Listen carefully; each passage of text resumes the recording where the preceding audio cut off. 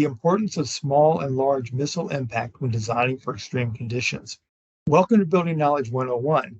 In this video, we identify how to design buildings for performance in the face of wind-borne debris, which requires testing for large or small missile impact and must ensure the integrity of the system will be maintained after impact.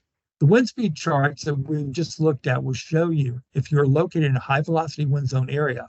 If your project is, you'll need to ensure that your building envelope has been tested in accordance with ASTM E1886 and E1996. These are test procedures that test how products will perform under wind-borne debris. These call for large missile tests from the ground up to 30 feet and small missile tests from 30 feet up. The large missile impact test is firing a 2x4 at 50 feet per second at the test mock-up. Small missile testing is firing steel balls at 130 feet per second at the test mock-up. The test procedure then cycles the mock-up through 4,500 cycles of positive and 4,500 cycles of negative wind pressure at the tested standard to ensure the integrity of the system will maintain after it's been hit by missile impacts.